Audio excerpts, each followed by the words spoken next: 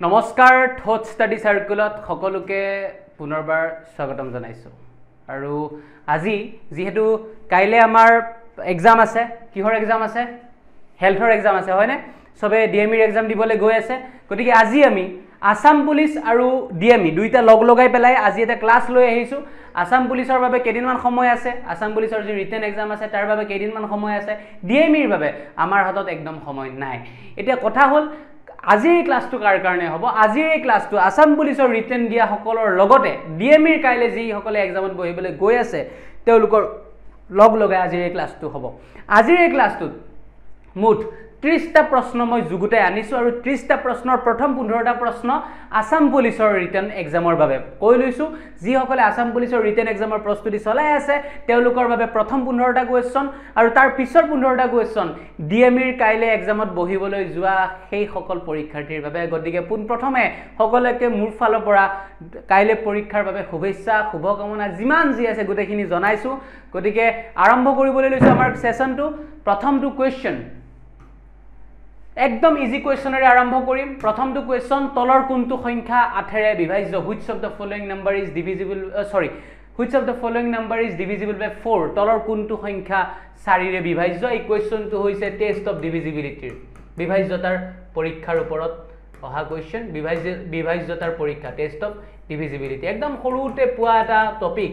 কিন্তু এই টপিকটোৰ ওপৰত বহুতৰ কনসেপ্ট ক্লিয়াৰ নাথাকে আৰু যাৰ ফলত সমস্যাৰ সৃষ্টি হয় আৰু সেই সমস্যাটো যাতে ক্ৰিয়েট নহয় তাৰ বাবে এই কোৱেশ্চনটো লৈ অহা হৈছে কাৰণ আসাম পুলিশৰ এক্সামত আমি দেখিছো এই ধৰণৰ প্ৰশ্ন অহাটো যদি আপোনালোকে বিচাৰে যেনেকে ডিএমইৰ এক্সামৰ আগত এটা ভিডিও হৈছে আসাম পুলিশৰ এক্সাম 6 তাৰিখে আছে আপোনালোকে 4 বা 5 তাৰিখে যদি বিচাৰে প্ৰায় 100টা কোৱেশ্চনৰ মূৰ এটা ভিডিও অনলি ম্যাথছৰ তেতিয়া হলে কমেন্ট কৰি জনাই দিব যে ম্যাথছৰ 100টা কোৱেশ্চনৰ এটা ভিডিও লাগে 3 ঘণ্টা 4 ঘণ্টা যিমান নালাগক কিয় নন ষ্টপ ক্লাস কৰাই যাম যদি আপোনালোকে এটা কমেন্টত জনাই দিয়ে যে আসাম পুলিশৰ এক্সামৰ আগদিনা বাদ একদিন দুই দিন আগত 100টা কোৱেশ্চনৰ এটা ভিডিও লাগিব ৰিভিজন টাইপৰ ভিডিও লৈ আহিম চিন্তা কৰিব নালাগে তো 4 ৰে বিভাজ্য কেনেকৈ হয় 4 ৰে হৰণ কেনেকৈ যায় আমি কেনেকৈ চেক কৰো আগৰ ক্লাছত মই কৈছিলো যে সংখ্যাটোৰ শেষৰ অংক দুটা চাব লাগে কি কৰিব লাগে এই সংখ্যাটোৰ শেষৰ অংক দুটা চাম কাক চাম 6 3 2 আগৰ ফালে যি না থাকক কিয় হাবি জাবি ৰামায়ণ মহাভাৰত কোনো মোৰ মতলব নাই আগৰ ফালে কি আছে লাষ্টৰ ফালে কি আছে এইটো চাব লাগিব 38 ক 4 ৰে যায় নেকি 4 ৰ ভাগখন মাটি চাওকচোন 38 কৰবাত আহে নেকি অফ কোৰ্স নাহে সো 38 ক যদি 4 ৰে হৰণ না যায় ইয়াকো কমপ্লিটলি 4 ৰে হৰণ যাব নোৱাৰে তো প্ৰথমটো গম পালো যে এ অপচন 4 ৰে বিভাজ্য হ'ব নোৱাৰে বি অপচনটোত শেষৰ ফালে 39 আছে 39 ক 4 ৰে হৰণ যায় নেকি না যায় 9 4 গুণ 37 4 9 গুণ 37 37 লৈকে হে পাও 39 ক না যায় সো এইটুকো 4 ৰে হৰণ না যায় যদি ইয়াকো না যায় তেতিয়া হলে এই সংখ্যাটোকো 4 ৰে হৰণ না যায় তাৰছত এই সংখ্যাটোৰ শেষৰ ফালে কি আছে 66 ক 4 ৰে হৰণ যায় নেকি কৰি চাও দৰকাৰ হলে 4 1 গুণ 4 ঠিক আছে 6 4 গুণ 2 6 টো নামি আহিল 4 6 গুণ 24 26 26 ৰ পৰা 24 গলে 2 বাকি ৰল গটিকে 66 ক 4 ৰে হৰণ না যায় তাৰ মানে উত্তৰ কোনটো হ'ব option number D will be the correct answer শেষৰ ফালে 60 আছে 60 ক 4 ৰে হৰণ যায় নে যায় কাৰণ 4 15 গুণ 60 আমি 15 ভাগখন মাতিলে পাও 15 4 গুণ 60 হয় না গটিকে option number D is the correct answer এতিয়ালৈকে সবৰে ক্লিয়াৰ হৈছে কেনেকৈ আমি 4 ৰে হৰণ যায় নে না যায় চাম হৈছে ক্লিয়াৰ কমেন্ট কৰি এবাৰ জনাই দিব আপোনালোকে next question Which of the following is not a rational number? তলৰ কোনটো পৰিমেয় সংখ্যা নহয় পৰিমেয় সংখ্যা নামৰ চেপ্টাৰ এটা আপোনালোকে ক্লাস 9 10 ত পাইছে তাৰ আগতো পাইছে পৰিমেয় সংখ্যা কাক বোলে যিবিলাক সংখ্যাক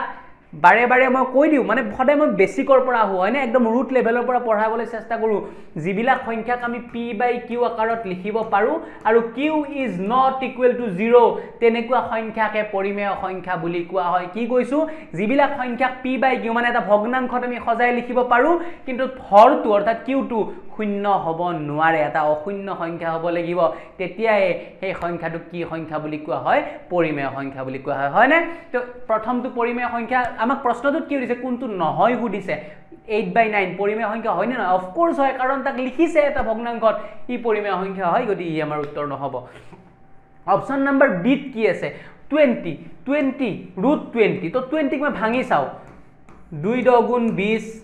2 5 গুণ 10 ঠিক আছে তো আমি কি পালো 2 পূৰণ 5 তো দুটা 2 পৰা এটা 2 বাহিৰত ওলাই আহিল ৰুট ওভাৰৰ ভিতৰত এটা 5 থাকি গল মানে ইয়াক আমি ৰুটডাল উঠাব নোৱাৰিলো মানে which will be the correct answer b will be the correct answer কাৰণ √20 ক আমি পৰিমেয় সংখ্যা বুলি ধৰিব নোৱাৰো √25 ক পাৰিম নে নাই √25 ক অফ কোৰ্স পাৰিম কাৰণ 25 ৰ বৰ্গমূল 5 হল গল কিয় 5 ক আমি ভগ্নাংশত লিখিব পাৰিম কাৰণ 5 ৰ তলত একো নাই মানে এটা 1 আছে তো আমি লিখিব পাৰিলো এটা ভগ্নাংশৰ আকাৰত তো √25 এটা পৰিমেয় সংখ্যা 8 কেনেকৈ পৰিমেয় সংখ্যা অফ কোৰ্স 8 পৰিমেয় সংখ্যা কাৰণ 8 ৰ তলত একো নাই মানে এটা কি আছে এক আছে অৰ্থাৎ এইটোক আমি p/q আকাৰত লিখিব পাৰো যত q will not be equal to 0 so ইয়াত অপৰিমেয় সংখ্যা কোন হল √20 ক্লিয়াৰ হৈছে সবৰে option number B will be the correct answer ঠিক আছে নেক্সট কোৱেশ্চনলৈকে গৈছো ক্লাসটো কৰি কেনেকুৱা লাগে জনাবলৈ যাতে কোনেও নাপাহৰে যদি বেয়া লাগিছে বেয়া লাগা বুলি যদি ভাল লাগিছে ভাল লাগা বুলি জনাই দিলে হল আসাম পুলিচৰ কাৰণে কৰি আছো এইটা কোৱেশ্চন ইয়াৰ পিছৰ 15টা ডিএমইৰ কাৰণে কৰিম কাইলে এক্সাম আছে সো সবে যাতে ধৈৰ্য সহকাৰে এই ক্লাসটো চাই থাকে ঠিক আছে সো যদি আপোনালোকে বাৰে বাৰে কৈছো যদি বিচাৰে আসাম পুলিচৰ পৰীক্ষাৰ আগত ক্লাস এটা লাগে জনাই দিব 100টা কোৱেশ্চনৰ ক্লাস এটা লৈ আহিম তো ইয়াত সুধিছে what will be the HCF highest common factor যাক আমি কম গসাউ গৰিষ্ঠ সাধাৰণ উৎপাদক হাইয়েস্ট কমন ফ্যাক্টৰ সুধিছে ডাইৰেক্টলি সংখ্যা তিনিটা দিয়া নাই কিবা কিবি পূৰণ কৰি দি আছে চিন্তা কৰিব একো নালাগে গুটেখিনি একবাৰ লিখি লও 2 * 3 * 7 * 9 লিখি ললো তাৰ পিছত লিখিম 2 * 3 * 9 * 11 লিখি লৈছো 2 * 3 * 4 * 5 ঠিক আছে তো এতিয়া কমন বিলাক লব লাগিব কমন কোন আছে কমন এতিয়া কি আছে তো ইয়াৰ ভিতৰত কমন কি আহি যাব 2 2 2 তো এটা এই তিনটা দুইৰ পৰা আমি কি লম 2 এটা 2 হেলম ঠিক আছে কমন কি আহিব 3 3 3 এটা 3 লম কিবা বেলেগ কমন আহিছে কিবা বেলেগ কমন আছে লিখিব পৰা কিবা বেলেগ আছে নেকি আকো 9 7 9 কিবা আছে নে বেলেগ কমন কিবা আছে নে এগেইন ইয়াৰ এই দুটাত 9 আছে কিন্তু ইয়াৰ তলত 9 আছে নেকি 9 11 কবাত আছে নেকি 9 7 কবাত আছে নেকি 9 লিখিলো হয় যদি হে তলতো 9 থাকিলে হেতেন কিন্তু 9 নাই তো 3 2 6 তো এতিয়া হলে HCF কিমান হ'ব 6 will be the correct answer option number A will be the correct answer সবৰে ক্লিয়াৰ হৈছে যদি ক্লিয়াৰ হৈছে কাইন্ডলি কমেন্টত এবাৰ জনাই দিলে মই নথৈ আনন্দিত হ'ম next question the sum of the consecutive number is 123 ইয়াত এটা বস্তু তেও মানে যে টাইপ কৰিছে এটা বস্তু ৰৈ গৈছে the sum of the three শব্দটো ৰৈ গৈছে the sum of the three consecutive numbers তিনিটা ক্ৰমিক সংখ্যাৰ ইয়াত এটা শব্দ লগাই লওক আপোনালোকে তিনিটা শব্দটো লগাই লওক তিনিটা ক্ৰমিক সংখ্যাৰ যোগফল 123 তেতিয়া হলে খুদিছে এই সংখ্যা কেইটাৰ ভিতৰত সবাতোকৈ ডাঙৰ সংখ্যা কোনটো হ'ব তিনিটা ক্ৰমিক সংখ্যা ক্ৰমিকৰ মিনিংটো এনেকুৱা এটা সংখ্যা যদি 10 হয় 10ৰ পিছৰ ক্ৰমিক সংখ্যাটো কিমান হ'ব 11 11ৰ পিছৰ ক্ৰমিক সংখ্যাটো কিমান হ'ব 12 মানে কেনেকৈ পালো প্ৰথম সংখ্যাটো যদি 10 হয় পিছৰটো ক্ৰমিক সংখ্যা পাব লাগিলে 10ৰ লগত কিমান যোগ কৰিব লাগিব 1 যোগ কৰিব লাগিব তাৰ পিছৰটো ক্ৰমিক সংখ্যা পাব লাগিলে 10ৰ লগত কিমান যোগ কৰিব লাগিব 2 যোগ কৰিব লাগিব হয়নে 10 11 12 তেতিয়া হলে আমি যদি সংখ্যা কেইটাটো আমাক নাজানো আমাক তিনিটা ক্ৰমিক সংখ্যাৰ যোগফল বুলিহে কৈছে তো মই যদি প্ৰথম সংখ্যাটো কি বুলি ধৰো x বুলি ধৰো দ্বিতীয়টো সংখ্যা কিমান হ'ব x ৰ লগত কিমান যোগ কৰিব লাগিব 1 যোগ কৰিব লাগিব তৃতীয়টো সংখ্যা কিমান হ'ব x ৰ লগত কিমান যোগ কৰিব লাগিব 2 যোগ কৰিব লাগিব এইখিনিলৈকে সবৰে ক্লিয়াৰ হৈছে নে কেনেকৈ আমি তিনিটা ক্ৰমিক সংখ্যা ধৰিছো সবৰে ক্লিয়াৰ হৈছে কাৰোবাৰ যদি প্ৰবলেম আছে কমেন্টত ধুনিয়াকে জনাই দিলে হল যে আমি বুজি পোৱা নাই কাৰণ আসাম পুলিচৰ এক্সামৰ বাবে সময় আমাৰ হাতত কেইদিনমান আছে তো জনাই দিলে হল কোড প্ৰবলেমখিনি আছে তো এই তিনিটা ক্ৰমিক সংখ্যাৰ যোগফল কিমান বুলি কৈছে 123 তো আমি যোগ কৰি দিম x + x + 1 + x + 2 কিমান 123 এইফালে x কেইটা যোগ কৰা x যোগ x যোগ x কিমান 3x + 2 1 3 123 এইফালে আছে প্লাস 3 টু সেইফালে গলে কিমান হ'ব 123 - 3 x is 3x is equal to 123 ৰ পৰা 3 গলে 120 x ৰ ভ্যালু কিমান হল 3 আৰু x পূৰণ হৈ আছে এইফালে আহিলে কি হ'ব হৰণ 3 ৰে 12 ক 4 বাৰ 0 মানে x ৰ ভ্যালু কিমান হ'ব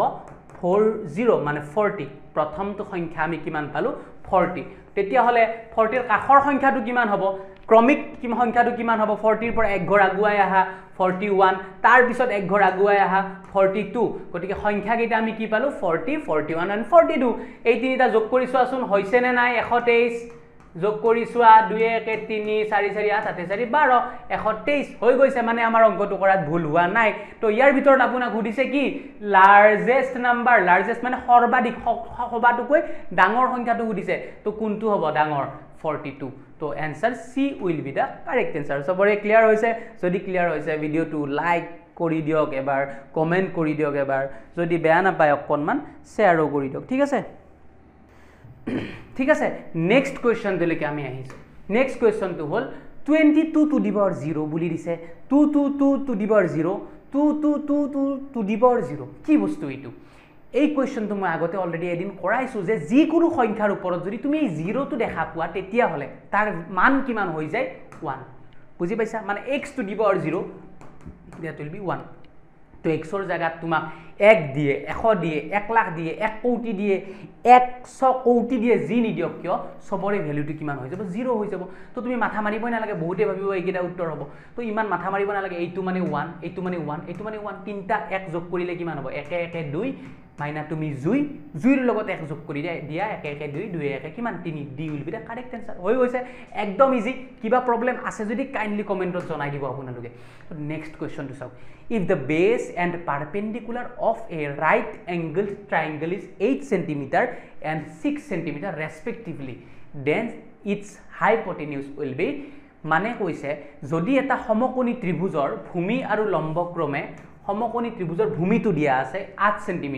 লম্ব দিয়া আছে 6 cm তেতিয়া হলে কৰ্ণডালৰ মান সুধিছে যাক আমি অতিভুজ বুলিও জানো তেতিয়া হলে মই এটা সমকোণী ত্ৰিভুজ ইয়াত আঁকি ল'ব লাগিল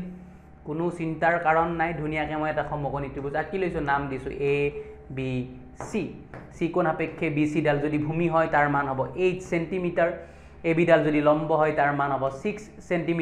তেতিয়া হলে আপোনাক সুধিছে কৰ্ণডালৰ মান কৰ্ণ মানে AC ডালৰ মান সুধিছে হয়নে এই হেলনিয়াকে থকা ডাল তেতিয়া হলে এনেকুৱা কোৱেশ্চন দেখাৰ লগে লগে আপোনালোকে জানিব যে এইটো আপোনালোকক কি ব্যৱহাৰ কৰিব দিছে সৰুতেই যে পাইছিল এটা সূত্ৰ সেই সূত্ৰটো ব্যৱহাৰ কৰিব দিছে আৰু সেই সূত্ৰটো হ'ল পাইথাগোৰাছৰ সূত্ৰ ঠিক আছে সেই সূত্ৰটো হ'ল পাইথাগোৰাছৰ সূত্ৰ পাইথাগোৰাছৰ সূত্ৰ মতে কি আছিল মই কৈ দিছো কৰ্ণ স্কয়াৰ সমান লিখি দিছো ধুনিয়াকে যদি দৰকাৰ লিখি লব কৰ্ণ স্কয়াৰ সমান লম্ব স্কয়াৰ যোগ ভূমি স্কয়াৰ ঠিক আছে তো আপোনাক সুধিছে প্ৰশ্নটোত কৰ্ণডালৰ মান কিমান সূত্ৰটোত বহুৱাই দিয়ক কৰ্ণ কোণ AC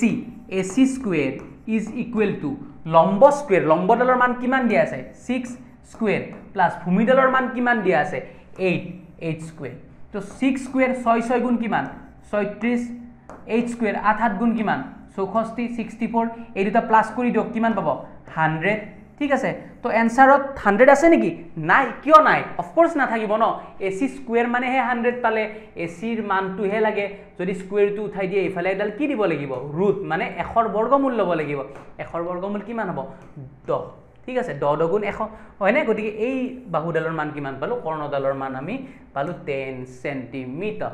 D will be the correct answer clear হৈছে সবৰে কাইন্ডলি এবাৰ কমেন্টত ধুনিয়াকে জনাই দিব বুজি পাইছে নে নাই next question the radius of a circle is 7 cm its area will be তেতিয়া হলে আপোনাক প্ৰশ্নটোত সুধিছে যে এটা বৃত্তৰ ব্যাসাৰ্ধডালৰ মান দিয়া আছে এটা বৃত্তৰ ব্যাসাৰ্ধডালৰ মান দিয়া আছে 7 cm 7 cm তেতিয়া হলে সুধিছে বৃত্তটোৰ কালি কি হ'ব এতিয়া আমি মনত পেলাব লাগিল বৃত্তৰ কালিৰ সূত্ৰটো কি আছিল কাইন্ডলি জনাই দিয়কচোন কমেন্টত এবাৰ বৃত্তৰ কালিৰ সূত্ৰটো কি আছিল সবে এবাৰ কমেন্টত ধুনিয়াকে জনাই দিয়ক কি আছিল বৃত্তৰ কালিৰ সূত্ৰটো কি আছিল বৃত্তৰ কালিৰ সূত্ৰটো ধুনিয়াকে এবাৰ জনাই দিয়ক সবে বঢ়িয়াকে জনাই দিয়ক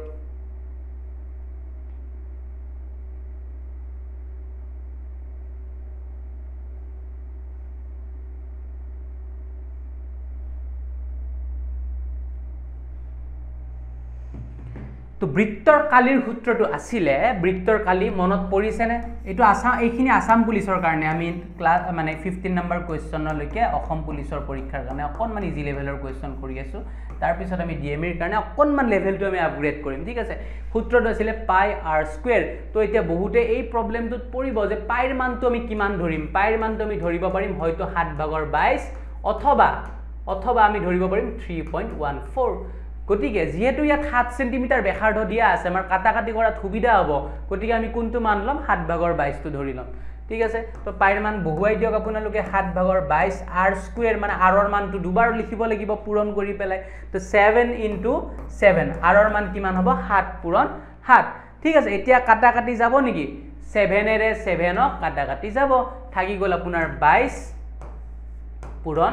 7 তো 22 * 7 কিমান 7 * 14 4 হাতে গল 1 7 * 14 14 একে কিমান 15 154 কালি যেতিয়া কম সেন্টিমিটাৰ স্কয়াৰত লিখিব লাগিব তো 154 কোড আছে এটা তো নাই মানে ভুলতে তেউলুকে প্ৰিন্টিং মিস্টেক কৰি পেলাই ইয়াত এটা দশমিক দি দিছে দশমিক দি দিয়া নাছিল দেই ঠিক আছে এনেকে আছে তো 154 সেন্টিমিটাৰ স্কয়াৰ কোড আছে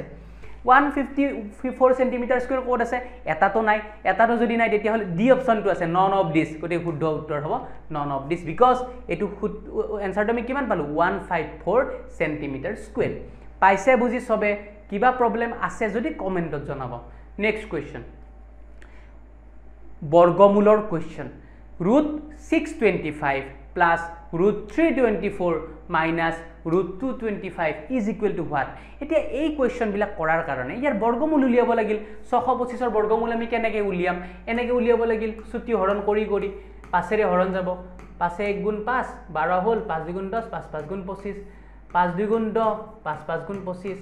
5 5 * 25 মানে ৰুটভাৰৰ ভিতৰত আমি লিখিম 5 4টা 4টা পাছৰ এই দুটা পাছৰ পৰা এটা পাছ ওলাই আহিব আৰু এই দুটা পাছৰ পৰা এটা পাছ ওলাই আহিব 5 5 * 25 মানে 625 ৰ বৰ্গমূল গম পালো 25 বুলি এনেকৈ গম পোৱাতকে যদি আমি মুখে মুখে গম পাও বেছি সহজ হ'ব নেকি আমাৰ কাৰণে বুজি পাইছেনে মই কোনটো কথা কৈছো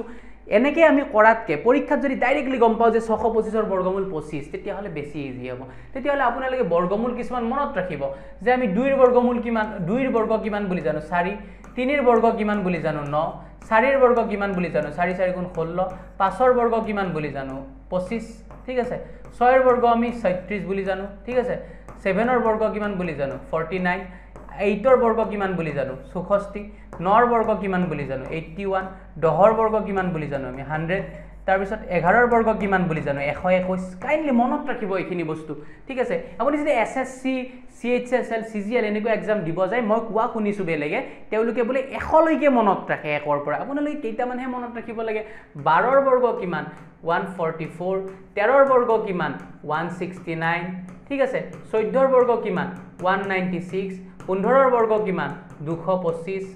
16 ৰ বৰ্গ কিমান 256 যদি মই ভুল কৰা নাই এবাৰ কাইন্ডলি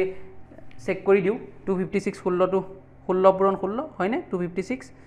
হৈছে 17 ৰ বৰ্গ কিমান 289 তাৰ পিছত 18 ৰ বৰ্গ কিমান 324 20 ৰ বৰ্গ কিমান 19 ৰটো ইমান ইউজ নহয় 400 তাৰ পিছত 21 ৰটো ইমান ইউজ নহয় 22 ৰটো ইমান ইউজ নহয়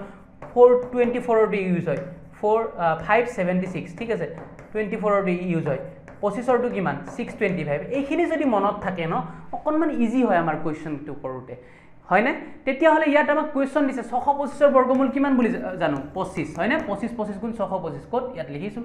324 ৰ বৰ্গমূল কিমান 324 18 18 গুণ 324 প্লাস 18 মাইনাস 225 ৰ বৰ্গমূল কিমান 15 15 গুণ 225 গতি 15 এখিনি লৈকে গম পালো তেতিয়া হলে 25 এ 18 কিমান 25 যোগ 18 কিমান হ'ব কৰি চাওক আপোনালোকে দৰকাৰ হলে দৌৰাদৌৰি একো কৰিব নালাগে 8 পাছে 13 3 হাতে গলে 2 একে 3 একে 4 43 ৰ পৰা 15 মাইনাস কৰি দিয়ক 13 ৰ 8 গলে কিমান 13 ৰ 8 গলে 13 ৰ 5 গলে 8 সৰি 13 ৰ 5 গলে 8 আৰু এইফালে 3 থাকিল 3 ৰ 1 গল 2 to 28 will be the correct answer B will be the correct answer সবৰে ক্লিয়াৰ হৈছে এইখিনি একদম ইজি কোৱেশ্চন এইবিলাক কোৱেশ্চন যদি ভুল কৰি আহে তেতিয়া হলে তো কম্পিটিশনত যেটো ৰেস ন হেতুত তো পিছ পৰি যাবই গতিকে এনেকুৱা ধৰণৰ কোৱেশ্চন যাতে কোনো পদ্ধতি ভুল নহয় next question if 30% of x is 60 the value of x is একদম ইজি যে কি কৈছে যদি xৰ 30% 60 হয় xৰ মান কিমান হ'ব ট্ৰাই কৰক কিমান হ'ব xৰ মান কোৱেশ্চন কি দিয়া আছে যে xৰ ৰ বুলি কলে হতে পূৰণ বুজো ঠিক আছে xৰ 30% কিমান বুলি কৈছে পাৰ্সেন্ট বুলি কলে 100 ৰ লগত আহে ইজ ইকুৱেল টু কিমান বুলি কৈছে 60 তেতিয়া হলে xৰ ভ্যালু কিমান হ'ব পাতি দিওক x ইজ ইকুৱেল টু কিমান হ'ব ইফালে 100 টো হৰণ হৈ আছে ইফালে আহিলে কি হ'ব পূৰণ 100 ইফালে 30 টো ওপৰত আছে ইফালে আহিলে কি হৈ যাব তলত আহি যাব ঠিক আছে 3 ৰে 0 ৰে 0 কাটা গল 3 ৰে 6 কিমান বাৰ 2 বাৰ 102 গুণ কিমান 200 তো অপশন কোড 200 আছে এত আছে 600 বিত আছে 400 সিত আছে 200 তো C will be the correct answer হৈ গল সবৰে ক্লিয়াৰ হৈছে এখিনি লেকে কোনমান ইজি লেভেলত কোৱেশ্চন কৰি আছো 15 নম্বৰৰ পিছৰ পৰা লেভেলটো অলপমান আপগ্ৰেড হ'ব 550%ৰ 5% কিমান ট্ৰাই ইট অকনমান চেষ্টা কৰি চাও এতিয়া হলে আমি নেক্সট কোৱেশ্চন লৈকে আহিছো 500 ইয়াত এটা বস্তু ভুল হৈছে যে 500% নহয় না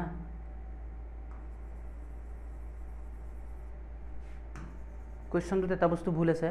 500% নহয় দেই এটা বস্তু মই চেক কৰি দিছো 500 অনলি 500 আছে মানে 500 ৰ 50%ৰ 55% কিমান মানে এটুক আমি এনেকৈ লিখিব পাৰো যে 5% অফ 50% অফ 500 এনেকৈ লিখিব পাৰো নে অফ কোৰ্স পাৰো তাক আমি উল্টাই লিখিব পাৰো এনেকৈ এটা লাইন উল্টাই লিখিছো বেলেগ একো কৰা নাই হয় না তেতিয়া হলে ঠিক আছে তেতিয়া হলে আমি কি উল্টাই লিখা নাই ঠিক আছে জেনেকে আছে তেনেকৈ লিখিছো অসমীয়াটো চাই পেলাই মই এনেকুৱা লাগিল যে আমি উল্টাই লিখা যেন লাগে সৰি জেনেকে আছে তেনেকৈ লিখিছো তো 5% অফ 50% অফ 500 কিমান হ'ব উত্তৰটো আমি এনেকৈ লিখিম যে 5% প্ৰথমতে বনাই লোৱা যেতিয়া আমি পাৰ্সেন্টেজ কৰিম কাৰ লগত কম 100 ৰ লগত 5 ডিভাইডেড বাই 100 ইনটু 50% 50 ডিভাইডেড বাই 100 ইনটু কি 500 এখিনিয়ে কথা বেলেগ একো নাই পাৰ্সেন্টেজৰ কাৰণে কেৱল তলত এটা 100 আহিছে তো কাটা কাটি কৰি দিলে হৈ গল 0 ৰে 0 0 কাটা কাটি গল থাকি গল ইয়াত 0 ৰে 0 কাটা কাটি গল 5 ৰে 10 কিমান বাৰ 2 বাৰ তো ওপৰত থাকি গল আমাৰ কিমান ওপৰত থাকি গল 5 5 গুণ 25 তলত থাকি গল 2 তো 25ক 2 ৰে কিমান বাৰ যাব 2 1 গুণ 2 5 তলত নামি আহিল 2 2 গুণ 4 1 তলত নামি আহিল ওপৰত দশমিক আহিল তলত শূন্য আহিল 2 2 5 গুণ 10 তো আমি आंसर পাই গলো 12.5 answer will be option number A 12.5 তাৰ পিছত 11 নম্বৰ কোৱেশ্চন বিৰাট ধুনিয়া কোৱেশ্চন বিৰাট ইজি কোৱেশ্চন এই কোৱেশ্চনটো ডেসিমেলৰ কোৱেশ্চন আসলতে 14/100 plus 127/1000 plus 226/100 plus 3/100 তো আমি 14/100 মানে আমি তাক যদি দশমিকলৈ ৰূপান্তৰিত কৰো দুটা শূন্য আছে গতি 2 ঘৰ আগত দশমিক 0.14 2 ঘৰ আগত দশমিক হলনে প্লাস ইয়া তিনটা শূন্য আছে 1 2 3 ঘৰ আগত দশমিক তো 0.127 প্লাস দুটা শূন্য গতি 2 ঘৰ আগত দশমিক 2.26 2 ঘৰ আগত দশমিক হলনে প্লাস ওপৰত 3 আছে তলত দুটা শূন্য so we can right it 0.03 2 ঘৰ আগত আহি গল তো এইখিনিক জাস্ট প্লাস কৰিব লাগে তো 0.14 তাৰে তলে তলে দশমিক পাতিম 127 2.26 0.03 এইখিনি আমি প্লাস কৰিব লাগে বেলেগ একো কাম নাই 7 6 3 9 9 2 11 11 4 15 5 হাতে গল 1 2 1 3 3 1 4 4 1 কিমান 5 দশমিকৰ তলে তলে দশমিক 2 2.557 কৰবাত আছে নেকি আছে কোড আছে অপশন নাম্বাৰ সি আছে 2.557 হৈ গল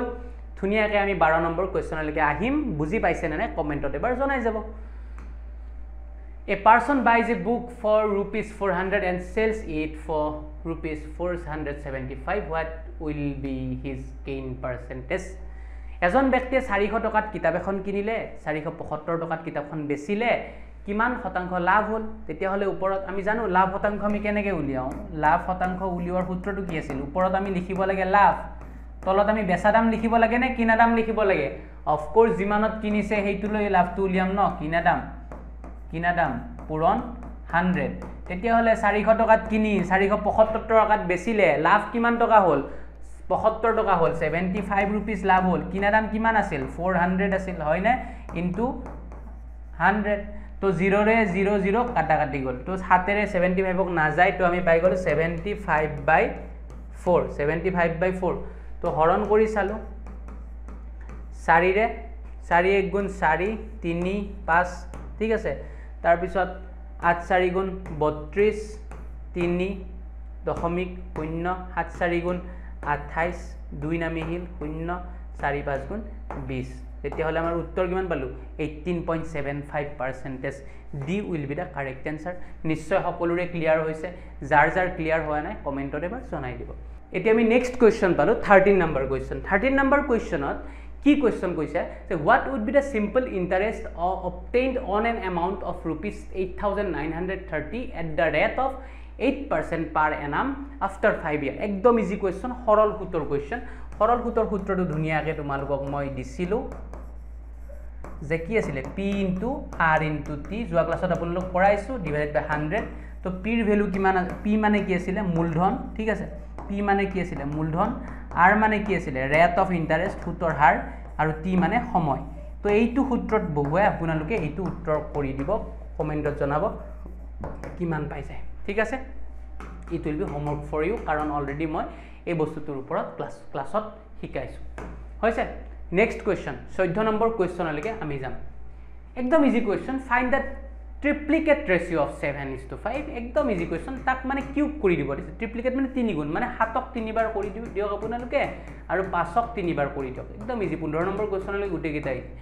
7 7 গুণ 49 49 7 গুণ 343 5 5 গুণ 25 25 5 গুণ 125 তো উত্তৰ হ'ব 343:125 C will be the correct answer যত আছে আমাৰ 343:125 বহুতে ফুল কৰি পেলাই 8 দি আহিব 125 আগত দিব 343 তলত বুলি ভাবিব হেইটো যাতে ফুল কাৰণ নহয় 343:125 will be our answer C will be the correct answer 15 number question if x is equal to 6 to ইয়াত নাই দেই if x is equal to 4.6 plus y is equal to 2.4 then the value of x square plus twice x y plus y square तो value to কি আছিল x square plus twice xy plus y square ইয়াৰ value লাগে তো মানে একদম যদি ভালকে লক্ষ্য কৰো ই এটা সূত্ৰত পৰি গৈছে আৰু সেই সূত্ৰটো কি আছিল x plus y whole square মানে আমি ইয়াক এনেকৈ লিখিব পাৰো a plus b whole square বুলিও লিখিব পাৰো যাৰ ভ্যালুটো কিমান আছিল a square plus twice ab plus b square ইয়াকো ভাঙি দিলে x square plus twice xy plus y square পৰিবনে হেইটোতে আছে নে x square plus twice xy plus y square হেখিনিতে আছে নে মানে x plus y whole square বুলি তাক লিখিব পাৰো নে কোনটো কথা কৈছো ধৰিব পাৰিছে নে যদি ইয়াক ভাঙি থোৱা আছে এনেকে তেতিয়া হলে আমি অলৰেডি যদি ইয়াক বনাই থোৱা আছে এনেকে লিখিব পাৰো নে না x plus y whole square বুলি অফ কোৰ্স পাৰো so we can right it x plus y whole square তো x ৰ ভ্যালু কিমান x ৰ ভ্যালু দিয়া আছে 4.6 plus y ৰ ভ্যালু দিয়া আছে কিমান 2.4 ঠিক আছে হোল স্কয়াৰ বুলি লিখি দিলো বুজি পাইছে আপোনালোকে সূত্ৰটো কেনেকৈ মই ব্যৱহাৰ কৰিছো আপোনালোকে যদি এনেকৈ সূত্ৰটো মনত নাই x ৰ value 4.6 whole square plus 2 into x ৰ ভ্যালু अगेन 4.6 y ৰ ভ্যালু अगेन 2.4 এনেকেও কৰিব পাৰে কিন্তু বহুত লেংৰি হৈ যাব পূৰণ কৰোতে কবাত নহয় কবাত হলেও ভুল হ'ব পৰীক্ষাৰ প্ৰেছাৰত গৈ পেলাই সো এইটো সূত্ৰ মনত ৰাখিব এনেকৈ কৰিম তো 4.6 আৰু 2.4 প্লাস কৰিম 6 4 10 0 হাতে গল 1 4 2 6 6 1 7 তো দশমিকৰ পিছত থকা শূন্যৰ কোনো ভ্যালু নাই তো 7 স্কয়াৰ 7 7 গুণ কিমান 49 49 কোড आंसर আছে C will be the correct answer বুজি পাইছা নিশ্চয় আপোনালোকে 15 নম্বৰ কোৱেশ্চনলৈকে হল এখিনিলৈকে আছিল আসাম পুলিচৰ এক্সামৰ কাৰণে অকনমান প্ৰিপাৰেচন যদি আপোনালোকে বিচাৰে আসাম পুলিচৰ পৰীক্ষা 6 তাৰিখে আছে তাৰ আগত 5 4 এনেকুৱা তাৰিখত যদি বিচাৰে 100টা কোৱেশ্চন মোৰ পৰা লাগিব লাইভ ক্লাছ যদি বিচাৰে তলত কমেন্ট কৰি জনাব তেতিয়া হলে মই 100টা কোৱেশ্চন লৈ আহিম অসম পুলিচৰ ৰিটেন পৰীক্ষাৰ probable 100 question and I hope হে সেশনতে আপোনালোকক সহায় কৰিব তেতিয়াহে আনিম যদি আপোনালোকে বিচাৰে 100টা কোৱেশ্চন আনা ধেমালি নহয় কৰাও ধেমালি নহয় দেহাত এনাৰ্জি থাকিব লাগিব নেক্সট কোৱেশ্চন টু এইটো কোৱেশ্চন আপোনালোকৰ সন্মুখত খুব ধুনীয়া এটা কোৱেশ্চন ট্ৰাই ইট সকলো চেষ্টা কৰক নেক্সট কোৱেশ্চন আপোনালোকৰ সন্মুখত এটা এটা সিম্পলিফিকেশনটো কৰক সিম্পলিফিকেশনটো কৰাৰ আগতে এই যে মিশ্ৰ ভগ্নাংক কেইটা আছে তাক আমি মানে সজাই লওঁ ঠিক আছে তো এক সমস্ত 4 ভাগৰ 1 আছে ইয়াক আমি বনাই লওঁ কিমান হ'ব 4 তলত থাকিব 4 গুণ 4 4 1 কিমান 5 ঠিক আছে তাৰ পিছত আছে এক সমস্ত 9 ভাগৰ 5 টাকো বনাই লওঁ 9 টো তলত থাকিব 9 1 গুণ 9 9 আছে 14 ঠিক আছে 9 1 গুণ 9 আছে 14 অকনমান 14 টো এইফালে আগবাঢ়ি আহিল অকণমান ধুনীয়াকৈ লিখি লৈছোঁ সজাই পৰাই তো 9 তলত 9 গুণ 9 9 আছে 14 ওপৰত 14 তো ইয়াত তাৰপিছত আছে 1 সমস্ত 8 ভাগৰ 5 তলত 8 8 গুণ 8 8 আছে 13 তাৰপিছত 6 সমস্ত 2 ভাগৰ 1 তলত 2 6 2 গুণ 12 12 1 13 এইখিনি জাস্ট আমি এতিয়া লিখি যাব লাগে এইখিনি মানে পাইছিলোঁ 5/4 ইনটু এইখিনি মানে আমি পাইছিলোঁ 14/9 ইনটু এইখিনি মানে পাইছোঁ আমি 13/8 ডিভাইডেড বাই এইখিনি মানে পাইছোঁ আমি কিমান 13/2 এইখিনি হ'ল তাৰপিছত এতিয়া সিম্পলিফিকেশ্যন অকণমান সৰল কৰিব লাগে জাস্ট তো আমি গোটেইকেইটা পূৰণ চিন কৰি ল'ব পাৰোঁনে চাওঁ 5/4 ইনটু 14/9 মাজত প্লাছ আছে নেকি এটা প্লাছ আছিলেতো কুৱেশ্যনটোত এটা প্লাছ আছে হা এটা প্লাছ আছে কুৱেশ্যনটো ইয়াত এটা ভুল হৈছে এওঁলোকৰ টাইপ কৰি এইটো প্লাছ চিন হা এইটো সবে শুদ্ধ কৰি ল'ব এইটো প্লাছ চিন এইটো plus it will B plus not into it will B plus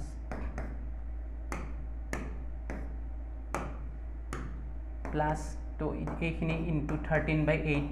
এই হৰণডাল পূৰণ কৰি যদি দিওঁ তেতিয়াহ'লে সেই ভগ্নাংশটো উল্টি যাব 2 ওপৰত 13 তলত 13 13 কেনচেল 2 ৰে 8 কিমান বাৰ 4 বাৰ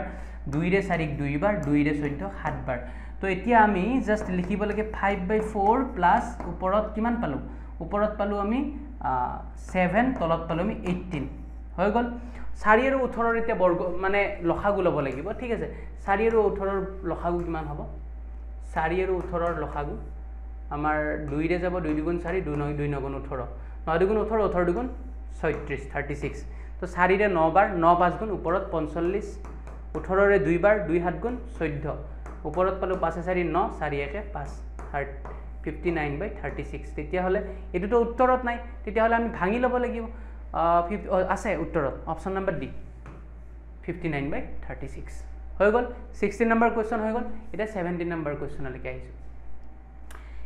150 মিটাৰ দৈৰ্ঘ্যৰ ৰেলখনে ঘণ্টাত 90 কিলোমিটাৰ গতিৰে 26 ছেকেণ্ডত এখন দলং পাৰ হৈ যায় দলংখনৰ দৈৰ্ঘ্য কিমান হ'ব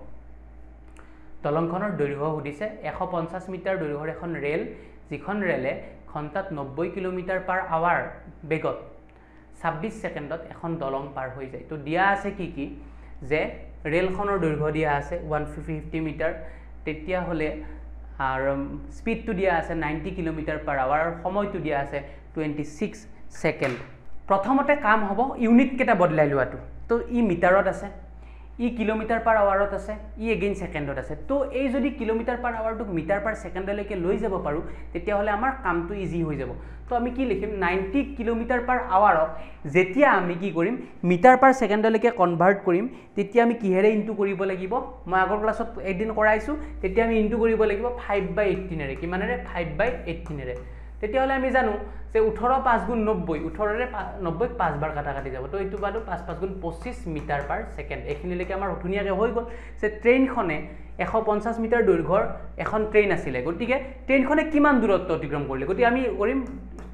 speed is equal to distance by time V is equal to S by T ঠিক আছে এছ মানে ডিষ্টেঞ্চৰ কথা কৈছোঁ ডিষ্টেঞ্চ কিমান কাভাৰ কৰিলে ডিষ্টেঞ্চ কিমান কাভাৰ কৰিব যদি এখন ব্ৰিজ আছে ব্ৰিজখন পাৰ হৈ যাওঁতে ট্ৰেইনখনে কিমান দূৰ যাব লগা হ'ল অলৰেডি ব্ৰিজখন পাৰ কৰিব লগতে ট্ৰেইনখন যিমান দীঘল সেইখিনিতো নিজৰ লগত যাব বুজি পাইছেনে আপোনালোকে কোনটো কথা কৈছোঁ এইখন ট্ৰেইন এখন আহি আছে এইখন এখন ব্ৰিজ আছে ট্ৰেইনখন এনেকৈ ব্ৰিজখন পাৰ কৰি কেতিয়া কৰিব যেতিয়া ট্ৰেইনখনে আগবাঢ়ি যাব আগৰ ডাব্বাটো বহু দূৰ গৈ পাব ট্ৰেইনখনে কিমান ডিষ্টেঞ্চ অতিক্ৰম কৰিলে ব্ৰিজখনৰ ডিষ্টেঞ্চ প্লাছ লগতে নিজৰ ডিষ্টেঞ্চটো বুজি পাইছেনে কোনটো কথা কৈছোঁ তেতিয়াহ'লে টোটেল ডিষ্টেঞ্চ কাভাৰ্ড কিমান হ'ব ট্ৰেইনখনৰ দৈৰ্ঘ্য 150 মিটাৰ সেইখিনিতো থাকিব লগত ব্ৰিজখনৰ দৈৰ্ঘ্য ধৰি লৈছোঁ আমি x বুলি সেইখিনি লগত যোগ কৰিব লাগিব বুজি পাইছে কেনেকৈ ডিষ্টেঞ্চটো উলিয়াইছোঁ ডিভাইডেড বাই টি টিটো কিমান দিয়া আছে আপোনাক 26 ছেকেণ্ড দিয়া আছে ভিটো কিমান দিয়া আছিলে ভিটো আমাক দিয়া আছিলে এইটো 25 মিটাৰ পাৰ ছেকেণ্ড তেতিয়াহ'লে 150 প্লাছ x ডিভাইডেড বাই 26 এইখিনিলৈকে চবৰে ক্লিয়াৰ এইখিনিলৈকে চবৰে ক্লিয়াৰ হৈছে কাৰোবাৰ কিবা প্ৰব্লেম আছে যদি কাইণ্ডলি কমেণ্টত জনাই দিব যদি প্ৰব্লেম আছে আৰু যদি আপোনালোকে এই ট্ৰেইনৰ প্ৰশ্ন টান পায় তেতিয়াহ'লে অলৰেডি ইউটিউবত মোৰ এটা ক্লাছ আছে প্ৰব্লেমছ ৰিলেটেড উইথ ট্ৰেইন বুলি সেই ক্লাছটো চাই ল'ব ধুনীয়াকৈ ট্ৰেইনৰ গোটেইখিনি কনচেপ্ট বুজোৱা আছে তো এইফালে 26টো হৰণ হৈ আছে এইফালে আহিলে কি হ'ব 25ৰ পূৰণ হ'ব 26 25 গুণ আমি পাম 650 এইফালে আছে 150 প্লাছ এক্স তেতিয়াহ'লে 150টোক এইফালে লৈ আহিম 650 প্লাছ 150টো এইফালে আহিলে -150 ইজ ইকুৱেল টু এক্স কিমান হ'ল এক্সৰ ভেলু কিমান হ'ব 500 500 মিটাৰ গতিকে কোড আছে 500 মিটাৰ অপশন নাম্বাৰ এ তে আছে 500 metre 500 metre A will be the correct answer 17 question লৈকে সবৰে ক্লিয়াৰ হৈছে কাইন্ডলি এবাৰ কমেন্ট কৰি ধুনিয়াকে জনাই দিব নেক্সট কোৱেশ্চন একদম easy question work and timer question মই অলৰেডি বহুদিন কৰাইছো তো it will be homework for you এটো এটা হোমৱৰ্ক থাকিব আপোনালোকৰ কাৰণে কাৰণ work and timer question already বহুত দিন কৰা হৈছে A can do a piece of work in 4 days B can complete the same work in 12 days what is the number of days required to do the same work together দুইটাৰ A এক লাগে 4 দিন একদম easy question এনেকুৱা ধৰণৰ question কৰাইছো তিনজনে লাগা কোৱেশ্চন এটা কৰিছো মানে এক লাগে ইমান দিন বিক লাগে ইমান দিন সিক লাগে ইমান দিন তিনিওকে লগ লাগি কিমান দিন লাগিব এনেকুৱা কোৱেশ্চন এটা কৰাইছো তো কাইলে ডিএমই এক্সাম একেটা ডিএমই ৰিলেটেড কোৱেশ্চন কৰি আছো গতিকে এটো আপোনালোকৰ দায়িত্ব হ'ব যে কৰি পেলাই ধামধুম উত্তৰটো কমেন্টত লিখি দিওক বিক অকলে লাগে কিমান দিন আপোনাৰ 12 দিন এটা সুধিছে a + b লগ লাগি কিমান দিন সময় লাগিব তো একদম ধুনিয়াকে কোৱেশ্চন আনসাৰটো কৰি কমেন্টত লিখি দিওক ঠিক আছে ধুনিয়াকে এতিয়া আমি 19 নম্বৰ কোৱেশ্চন লৈকে যাম নেক্সট কোৱেশ্চন বঢ়িয়া কোৱেশ্চন কি কৈছে in an election contested by two candidates দুজন ক্যান্ডিডেট আছিল যি দুজন ক্যান্ডিডেটে ইলেকশনত কন্টেস্ট কৰিছিল one candidate got 30% of the total votes one candidate got 30% of the total votes and still lost by 500 votes মানে এজন ক্যান্ডিডেটে টোটাল ভোটৰ 30% পালে আৰু 30% পোৱাৰ পিছত তেও কিন্তু 500টা ভোটত হাৰি গল then find the total number of votes casted মানে এটা কিমান ভোট মানে দিছিল মানুহে এটা কথাটো কৈছে দুজন মানুহ আছে একজন A আৰু একজন B ঠিক আছে A আৰু B একজনে ধৰি ললো A কিমান ভোট পালে টোটাল ভোট কাউন্ট হল কিবা এটা ধৰি ললো হেতু x ধৰি ললো x ৰ 30% ভোট পালে কিমান 30% of x এইখিনি পোৱাৰ পিছত হেই মানুহজনে কিন্তু বিৰ লগত হাৰি গল কিমান ভোটত 500 ভোটত হাৰি গল মানে কি বুজি পালো a কিমান ভোট পালে 30% of x মানে 30x/100 ভোট পালে কোনে a তেতিয়ালে b এ কিমান ভোট পাব বাকি কিমান থাকিল 1 ৰ পৰা 30 গলে বাকি কিমান থাকিল 70 থাকিল 70x/100 b এ পোৱা ভোট বুজি পাইছে আপোনালোকে বেছি ভোট কোনে পালে অফ কোৰ্স b এ পালে কাৰণ b জিকিল ন a হাৰা বুলি কৈছে তেতিয়ালে কিমান ভোটত হাৰিল 500টা ভোটত হাৰিল মানে ই ইয়াতকে কিমানটা ভোট বেছি হৈছে 500টা মানে ইয়াৰ ভোটৰ পৰা ইয়াৰ ভোটখিনি মাইনাস কৰিলে কিমান ৰিজাল্ট পাম কিমান পাম মানে ইয়াৰ ভোটটোৰ পৰা বিৰ ভোট বি জিকিল ন কিমানটা ভোটত জিকিল 500টা তো বিৰ ভোটৰ পৰা এৰ ভোটখিনি মাইনাস কৰি দিলে आंसर কিমান পাম 500 পাম তো হেইটোই লিখিম 70x/100 minus 30x/100 is equal to কিমান 500 তো 100 তলত 70 ৰ পৰা 30 গলে 46 আমাক x ৰ ভ্যালুটো লাগে টোটাল ভোট কাউন্টেড হয় না এতিয়া হলে x ৰ ভ্যালুটো কেনেকে পাম আমি এখিনিত কৰিছো x ৰ ভ্যালুটো আমি কেনেকে পাম ওপৰত 500 এইফালে তলত থকা 100 টো ওপৰত গল পূৰণ হল তলত 40 আহিল পূৰণ হৈছিল এইফালে আলে হৰণ হৈ গল কাটা কাটি গল তাৰ পিছত 2 ৰে 5 বাৰ 2 ৰে 2 বাৰ 2 ৰে 250 বাৰ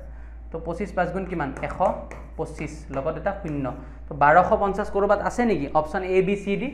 ডিত আছে 1250 অৰ্থাৎ 1250 একদম পৰীক্ষাৰ আগদিনাৰ ৰিভিজন ধুনিয়াকে সাইজক বস্তুবিলাক এই ধৰণৰ বস্তু আহিব পাৰে ঠিক আছে 19 নম্বৰ কোৱেশ্চন ফিনিশড তাৰ পিছৰ কোৱেশ্চনলৈকে আমি এতিয়া যাম তো নেক্সট কোৱেশ্চনলৈকে আমি গতি কৰিছো the amount of compound interest of on rupees 8000 at 4% per annum for 2 years compounded annually এতিয়া আমাক অলপ আগতে যেটো কোৱেশ্চন কৰিছিল সৰল সুতৰ কোৱেশ্চন অলৰেডি কৰিছিল কাৰণে মই হোমৱৰ্ক দিছিল কিন্তু কম্পাউণ্ড ইন্টাৰেষ্টৰ কোৱেশ্চন আমি এতিয়ালৈকে কৰা নাই সেইকাৰণে মই এটো কোৱেশ্চন কৰি দিছো প্ৰথমতে কথা হল কম্পাউণ্ড ইন্টাৰেষ্টৰ যেটো মানে সূত্ৰ সেই সূত্ৰটো আমি জানিব লাগিব কম্পাউণ্ড ইন্টাৰেষ্ট আমি কেনেকৈ উলিয়াম সূত্ৰটো আমি প্ৰথমতে লিখি ল'ব লাগিব কাৰ মনত আছে কম্পাউণ্ড ইন্টাৰেষ্ট উলিওৱাৰ সূত্ৰটো হল প্ৰথমতে আমি লিখিব লাগিব সবে লিখি লওক আপোনালোকে কাইন্ডলি যদি মনত নাই তো আমি লিখিম যে p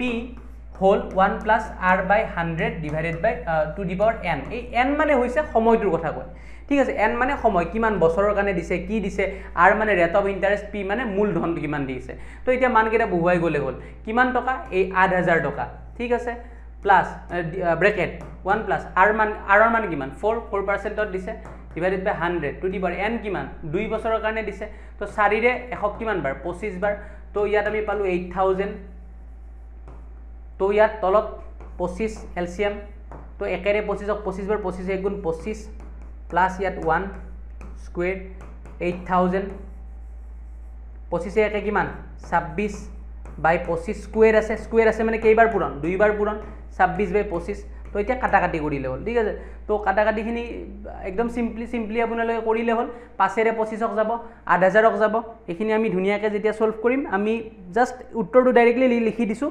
কাটাকাটিখিনি কৰি চালে গম পাব উত্তৰটো আমাৰ ওলাব 8652.80 ঠিক আছে উত্তৰটো মই ডাইৰেক্টলি লিখি দিছো 8652.80 এইখিনি আমি টোটাল এমাউন্টটো পালো কিন্তু আমাক খুদিছে টোটাল এমাউন্টটো হুদা নাই আমাক খুদিছে কিমানখিনি কম্পাউন্ড ইন্টারেস্ট পালো দিছিল মইখিনি ক্যালকুলেশনখিনি আপোনালোক ঘৰত কৰিব দিছো ক্লাসটো বহুত বেছি দীঘলীয়া হ'ব কাৰণে 30টা কোৱেশ্চন অলৰেডি 10টা কোৱেশ্চন আৰু ডিসকাস কৰিব আছে এইখিনি মইখিনি কাটাকাটিখিনি ঘৰত কৰিব দিছো 5 এৰে 5 বাৰ কাটিব 5 এৰে কিমান বাৰ যায় চাব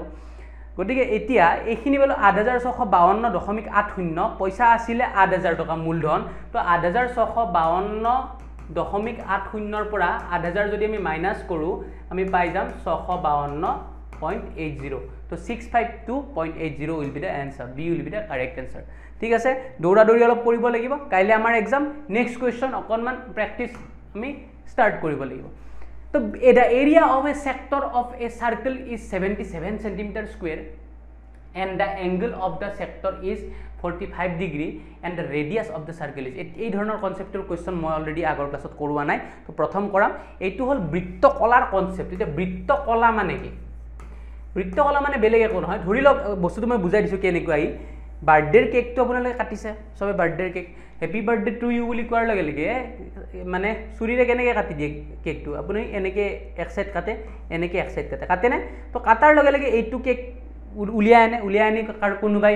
মাকক খুৱাই দিয়ে কোনোবাই দেউতাকক খুৱাই দিয়ে কোনোবাই গাৰ্লফ্ৰেণ্ডক খুৱাই দিয়ে হয়নে বেলেগ মানে বেলেগ ধৰণৰ বস্তু কোনে কাক খুৱাই তো এই কেকখিনি কাটি আনি খুৱাই দিলে এই যে কেকখিনি কাটি আনিলে এইটো এটা এনেকুৱা শেপৰ হ'ল নে কেকখিনি ঠিক আছে এইটো এটা বৃত্তকলা বুলি কম এই অংশটোক এটা কি বুলি কম বৃত্তকলা যাক কৈছে সেক্টৰ বুলি এইখিনি ঠিক আছে বৃত্ত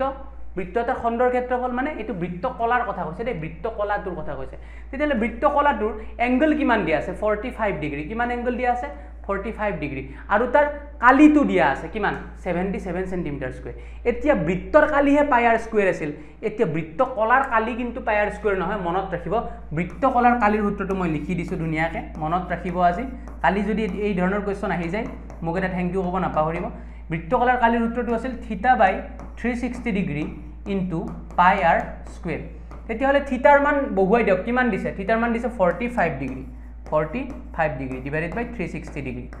ইনটু পাইৰ মান কিমান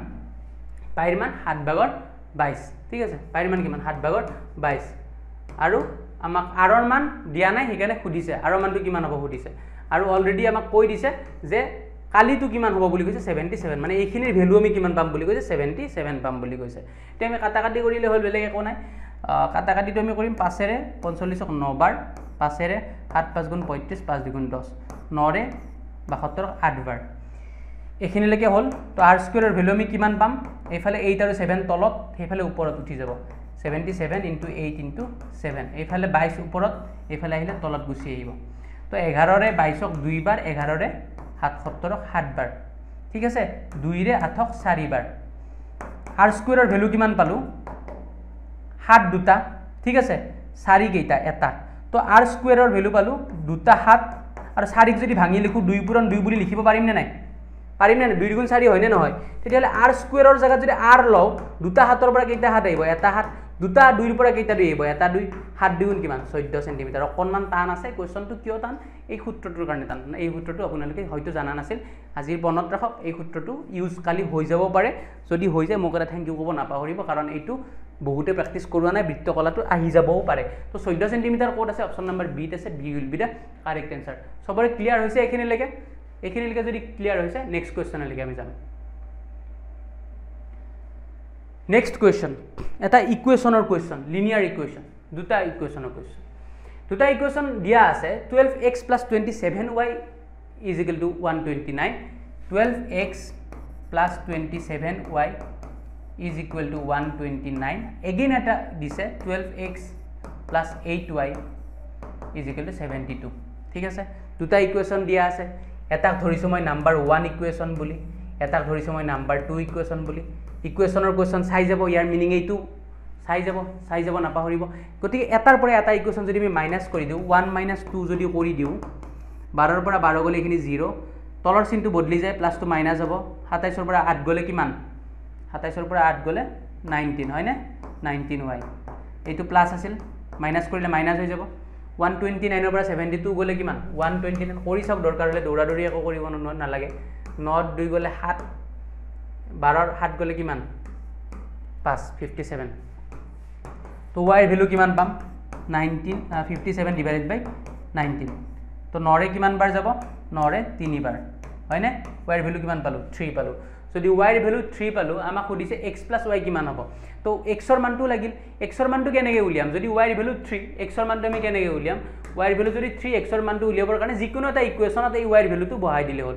যিকোনো এটা ইকুৱেশ্যনত এই y ৰ ভ্যালুটো বহাই দিলে হ'ল ঠিক আছে তো আমি 1 নম্বৰ ইকুৱেশ্যনতে বহাই দিও y ৰ ভ্যালুটো 12x + 27 * y ৰ জাগাত কিমান 3 ডিএমইৰ কুৱেশ্যন কিন্তু ইমান ইজি নাহে সেইকাৰণে অকণমান টান ভাবিব পাৰে যে বহুত টান কুৱেশ্যন কৰাই পৰীক্ষাৰ আগদিনা আমাক কনফিউজন ক্ৰিয়েট কৰাইছে সেনেকুৱা নহয় মই এইটো কৰিছোঁ যাতে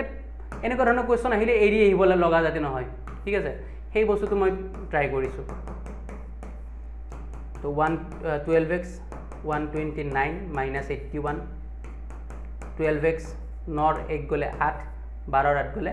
4 x = 12 ৰে 48ক 4 বাৰ তো x ৰ ভ্যালু পালো 4 y ৰ ভ্যালু পালো 3 x + y কিমান হ'ব তেতিয়া হলে 4 + 3 কিমান 4 + 3 7 ক'ত আছে 7 option number C will be the correct answer সবৰে ক্লিয়াৰ হৈছে এখানে লাগে মই ভাবো চিন্তা কৰিবলগীয়া একো নাই বয়সৰ কুৱেশ্যন এজ ৰিলেটেড প্ৰবলেম দৰকাৰী প্ৰশ্ন আগে পিছে আহিছে ডিএমইৰ এক্সামত বয়সৰ প্ৰশ্ন চাই গলে হ'ল if Ram is 3 times older than Shyam after 10 years the sum of their age will be 100 find the age of Shyam যে Ram Shyamতকৈ 3 গুণ ডাঙৰ Ram আৰু Shyam দুজন লৰা Ram Shyamতকৈ 3 গুণ ডাঙৰ যদি Shyamৰ বয়স হয় x বছৰ Ramৰ বয়স হ'ব 3x বছৰ বুজি পাইছা কি কৈছো যদি Shyamৰ বয়স হয় 10 বছৰ Ramৰ 3 গুণ মানে 10 3 গুণ 30 after 10 years পিছত Ramৰ বয়স কিমান হ'ব আজি যদি 3x Ramৰ বয়স 10 বছৰ পিছত কি 10 এটা বাঢ়ি যাব হয়নে আজি যদি মোৰ বয়স কিমান অনুমান কৰকচোন মোৰ বয়স কিমান হয়নে কিমান কওকচোন মোৰ বয়স কিমান অনুমান কৰক মোৰ বয়স বৰ্তমান সঁচা কথা ক'বলৈ গ'লে 50 years কিমান বছৰ মোৰ 50 বছৰ গতিকে আজি মই থট ষ্টাডি সাৰ্কেলত পঢ়াই থকা আজিৰ ডেটত মোৰ বয়স 50 বছৰ আজিৰ পৰা 10 বছৰ পিছত যদি মই জীয়াই থাকো কিমান বছৰ হ'ব মোৰ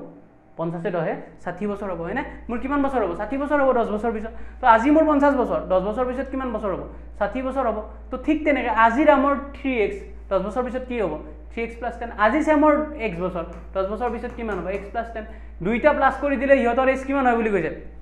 100 তো প্লাস কৰি দিলে হ'ল 3x + 10 + x + 10 = কিমান 100 3x + x মানে কিমান 4x + 10 10 কিমান 20 = কিমান 100 4x = 100 + 20 ইফালে গলে -20 4x = 1 ৰ পৰা 20 গলে 80 x ৰ ভ্যালু কিমান হ'ব 80 / 4 20 বছৰ গতিকে গম পালো যে Ramৰ বয়স কিমান হল Ramৰ বয়স মই গম পালো কিমান বছৰ 20 বছৰ যদি Ramৰ বয়স 20 বছৰ হয় Shyamৰ বয়স কিমান হ'ব সৰি এটা মই কাৰ বয়স ধৰিছিলো Shyamৰ বয়স Ram নহয় প্ৰথমতে মই x বুলি কাৰ ধৰিছিলো Shyamৰ বয়স মই গম পালো যে Shyamৰ বয়স কিমান বছৰ 20 বছৰ গতিকে 20 টো বহুতে মাৰি থৈ নাহিব কাৰণ আপোনাক সৰি আমাক সুধিছে কাৰ বয়স Ramৰ বয়স সুধিছে না Shyamৰ বয়স সেইটো চাব লাগিব দেই বহুতে কিন্তু এই মোৰ নিচিনা মোৰ যেনেকৈ কনফিউজন হৈ গ'ল এই কনফিউজনটো হৈ যাব লাষ্টত চাব কাৰ সুধিছে Shyamৰ বয়স বিচাৰি উলিয়াওক Shyam কোন সৰুটো Shyam হয়নে নহয় ডাঙৰটো Ram Shyam তো সৰু Shyamৰ বয়স কিমান 20 বছৰ Ramৰ হে 60 গতিকে Shyamৰ বয়স 20 বছৰ বহুতে 60 মাৰি থৈ আহিব যেনেকৈ মোৰে কনফিউজন হৈ গৈছিল ঠিক আছে গতিকে এই কনফিউজন বিলাক নকৰিব নেক্সট কোৱেশ্চনলৈকে যাম এজ ৰিলেটেড প্ৰবলেম যদি ক্লিয়াৰ হোৱা নাই মোৰ এটা ভিডিও আছে আগৰ এজ ৰিলেটেড প্ৰবলেমৰ কোৱেশ্চন বঢ়িয়াকৈ চাই ল'ব 20-30টা কোৱেশ্চন তাতে অলৰেডি ডিসকাস কৰাই আছে এইটো কোৱেশ্চন কিবা এটা মিস্টেক আছে এটো উঠাই নাই মই চাই দিছো কোৱেশ্চনটো কি আছিল I am checking this question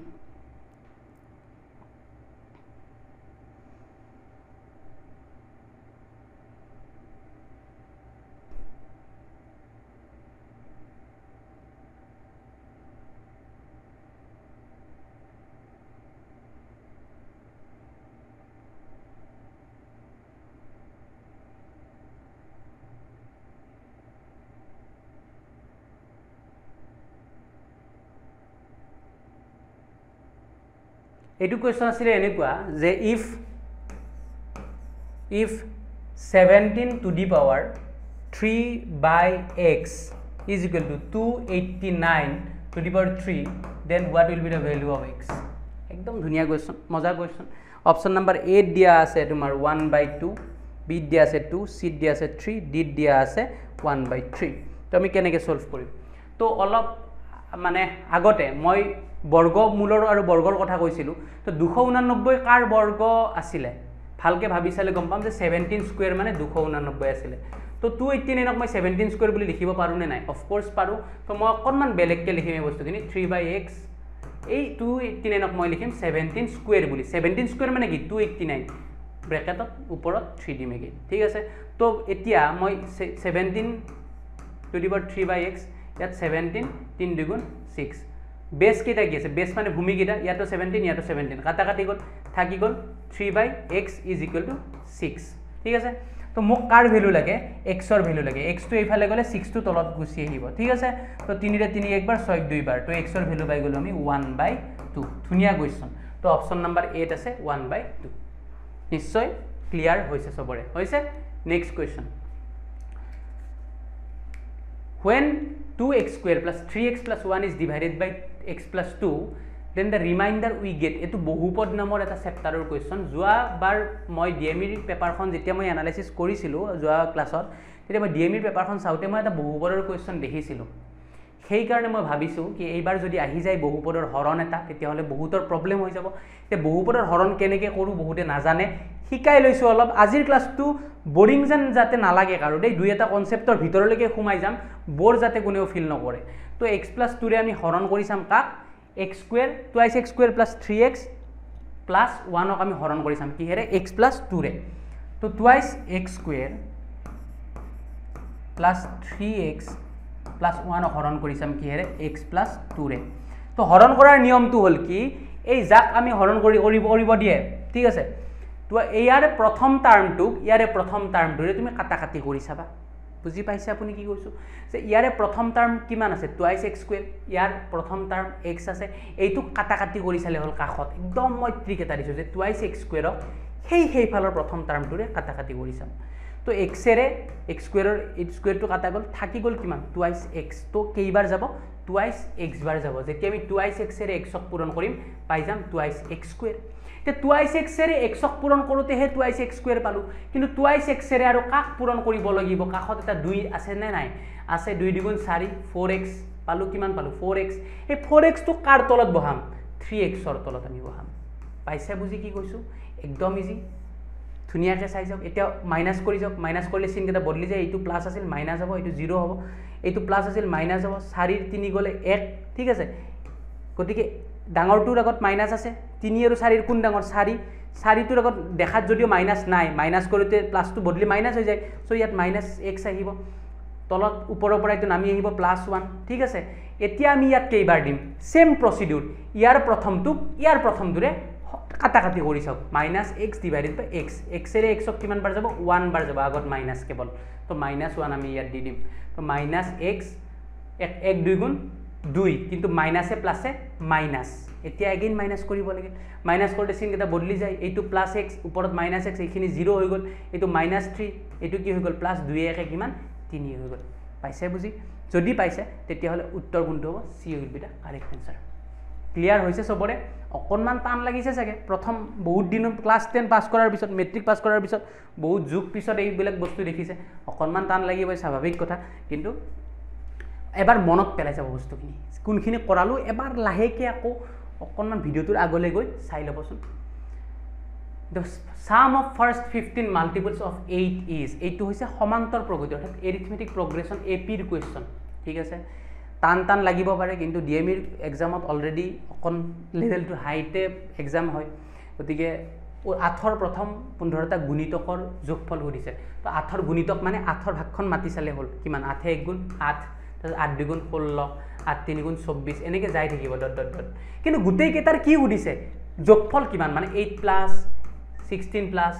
ঠিক আছে। মানে কেনেকুৱা হ'ব যে, মানে এনেকুৱা হ'ব যে এইটো এপিৰ question 8 +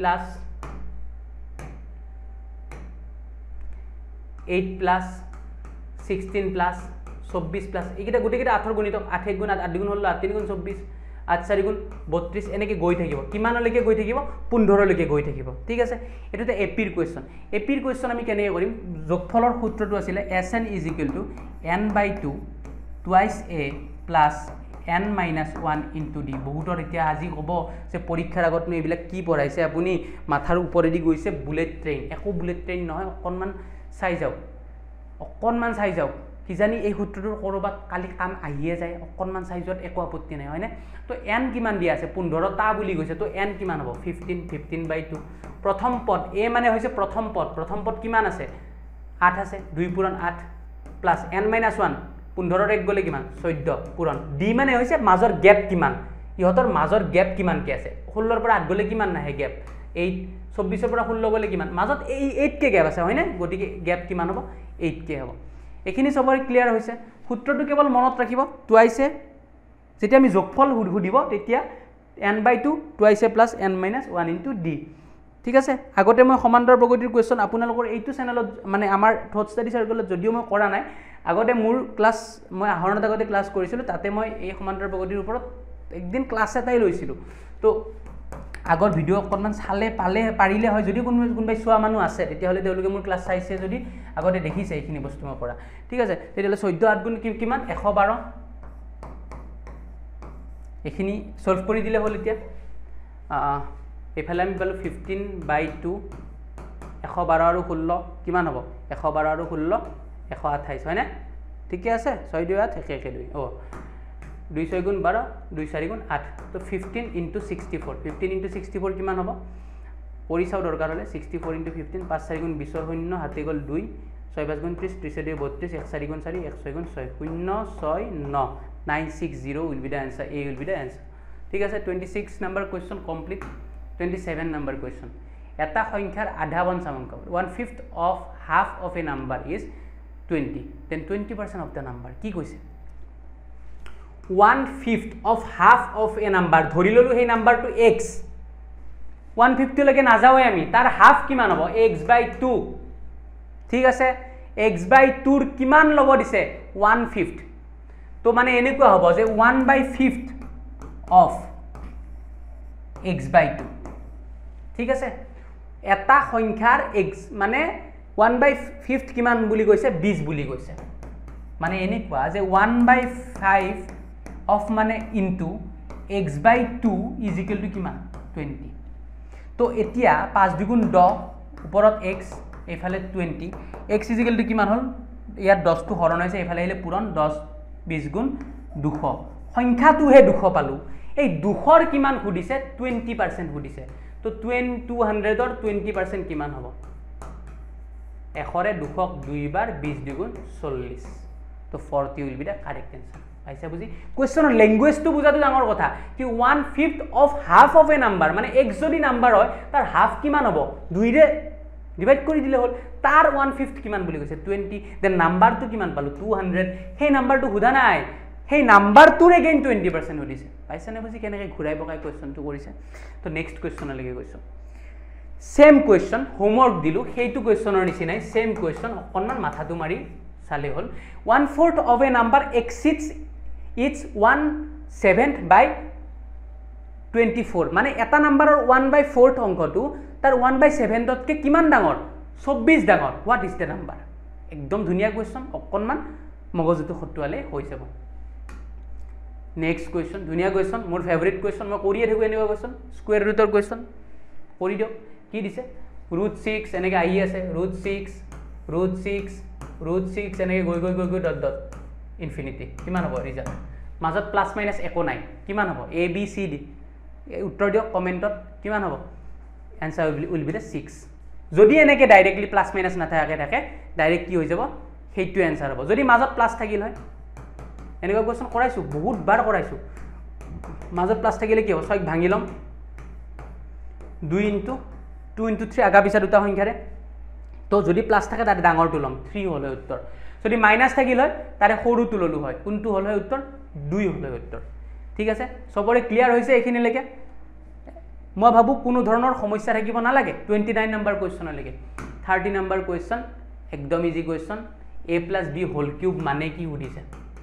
a plus b whole cube যেনেকৈ a plus b whole square আছিলে a minus b whole square এতিয়া সুধিছে a plus b whole cube কিমান মনত আছে আপোনালোকৰ একবাৰ চেক কৰিছে তো একদম একো নাই a cube plus b cube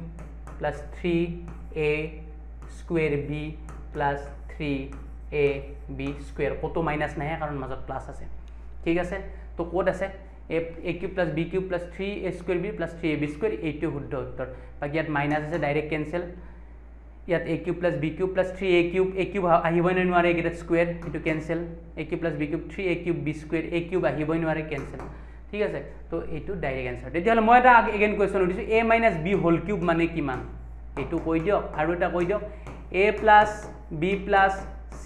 whole square মানে কিমান এই দুটা কমেন্টত কাইন্ডলি জনাই দিব পাইছে বুজি ইমানখিনি আছিল সেশনটোত প্ৰথম 15টা কোৱেশ্চন আসাম পুলিচৰ কাৰণে আছিল পিছৰ 15টা কোৱেশ্চন ডিএমএৰ কাৰণে আছিল অকনমান দৌৰাদৌৰিকে কৰিবলৈ চেষ্টা কৰিছো যদি কাৰোবাৰ কনসেপ্ট কিবা বুজিবলৈ ৰৈ গৈছে আসাম পুলিচৰ এক্সাম দিবলগীয়া সকলৰ তেওঁলোকক কৈছো কাইন্ডলি জনাব বাৰে বাৰে কৈছো 6 তাৰিখৰ আগত যদি এটা 100 মান কোৱেশ্চনৰ এটা সেশন লাগে কাইন্ডলি তলতে এবাৰ জনাই দিব যে লাগে স্যাৰ কোৱেশ্চন মই লৈ আহিম ধুনিয়াকৈ এটা ম্যাথছৰ সেশন আৰু যদি নালাগে দেন লৈ নাহো হ'ব কাইলেৰ পৰীক্ষাৰ বাবে সকলোকে শুভেচ্ছা জনাইছো শুভকামনা জনাইছো ক্লাছটো চাওক অকনমান প্ৰেক্টিস হ'ব সেই বুলি মই নতুন নতুন সূত্ৰ যদি কিবা কিবি শিকাইছো সেইকেটাত বেছি মাথা মাৰি থাকিব নালাগে হ'ব বেছি মাথা মাৰি থাকিব নালাগে যদি কমন পৰি যায় তো ভালে হ'ল বেছি মাথা মাৰি থাকিব নালাগে দে আজি এইবিলাক বস্তু কলে নতুন নতুন বস্তু কলে আমাৰ দুখন বেছি কনফিউজন হ'ব বেছি মাথা মাৰিব নালাগে যিমানখিনি পঢ়িছে যিমানখিনি প্ৰিপাৰেচন কৰিছে এইখিনি এগেইন ভালকে মনৰ ভিতৰত চালি জাৰি চাওক ভালকে পঢ়ক ভালকে মানে আজি ৰাতিটো সময় দিয়ক ঠিক আছে দিনটো ৰাতিটো ভালকে পঢ়ক কাইলে পৰীক্ষাত যোৱাৰ আগত 1 ঘণ্টা 2 ঘণ্টা ৰিভিজন কৰি যাওক পৰীক্ষা নিশ্চয় ভাল হ'ব ভগৱানে আল্লাহ সকলোৰে ভাল কৰিব যিয়ে যিয়ে হনুমানক বিশ্বাস কৰে হনুমান চালিসা এবাৰ পঢ়ি যাওক পৰীক্ষা নিশ্চয় ফাটাফাটি হ'ব সকলোকে একেবাৰে শেষত মোৰ যেটো স্লোগান সেইটোৰে সামৰিছো একেলগে শিকিম অহা সপ্তাহত আকৌ লগ পাম আসাম পুলিচৰ কোৱেশ্চন আসাম পুলিচৰ এটা লাইভ ক্লাছৰ সৈতে একেলগে যুজিম আৰু একেলগে জিকিম ঠিক আছে এই যেটো মোটিভ সেই মোটিভটো মনত ৰাখিব পৰীক্ষা যদি গুটেকেটা নোৱাৰা কোৱেশ্চন আহে ভয় নাখাব কাৰণ আমাৰ কি আছে যুজাৰ মানসিকতা আছে আৰু আপোনাৰ লোকৰ লগত যুজিবলৈ মই আছো থট ষ্টাডি সাৰ্কেল আছে কাৰণ আপোনাৰ সফলতা আমাৰ লক্ষ্য হ'ব পূৰ্ণ প্ৰতিশ্ৰুতিৰে আগন্তুক ক্লাছত লগ পোৱাৰ আশাৰে ইমানতে সামৰিছো ধন্যবাদ